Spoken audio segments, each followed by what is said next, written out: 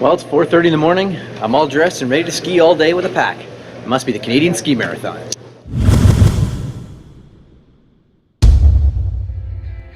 For those of us tackling the Coureur de Bois Gold, the adventure started in Gold Dorm in La Chute. Early the next morning around 4 a.m. we got to start with a hearty breakfast to fuel us up for the long day ahead of us. From there we walked directly from the school to the start line, where the snow had already started coming down.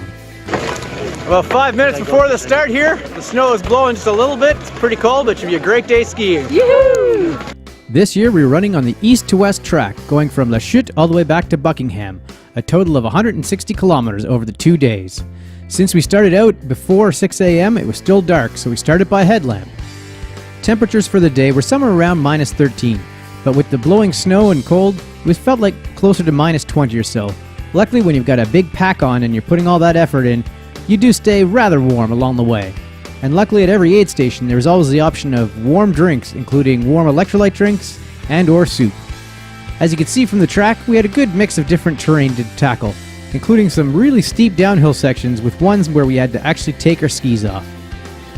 Personally, my favorite part of day one is the crossing of the Rouge River, where you can see the rushing water underneath. We had plenty of snow on all the trails, which made for fairly easy going, even on the downhills. After a lot of people would go through, the tracks would get worn pretty heavily, but there was always soft snow. And on the really long section, like the 20-kilometer section 3, there was even an aid station halfway through to replenish our stores. With over 1,500 skiers taking part in the 2-day event, you were never very long on your own, and it was always cool to come out to open areas and see a long stretch of skiers out in front of you. Another great part about the checkpoints is you get great people here to take care of our skis for us. Come in, drop them off, eat while they get them prepped for you. It's a good thing it was so gorgeous out there, because those final 14K to Gold Camp sure were a slog. It was a long day. So life at Gold Camp, it's pretty simple. You settle in around your fire, try to warm up, eat some food, and then we're all gonna go to bed pretty early tonight to start all over again tomorrow. And this is the best part of Gold Camp. We get beer delivery right to our campfire, thanks to Tourism Motorway. And just when we thought things couldn't get any better, we were treated to this great live music right by our campfires with this roving band that was traveling around Gold Camp. Day 2 started out just like day 1, in the pitch black. So I didn't even bother trying to film it for you. This time we had 76 kilometers to cover, and conditions were pretty much the same as they were on day 1. Temperatures were once again hovering around -13, and the tracks were in pretty good shape and covered with a bit of the fresh snow from the day before. And once again, with the large number of skiers, it was really cool to come out to areas like this and see the long stretch of skiers all across the horizon.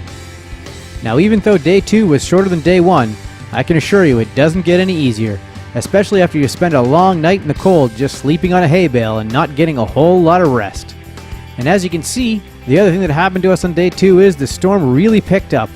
We had some pretty heavy snowfalls coming through the final sections and towards the finish line on the day.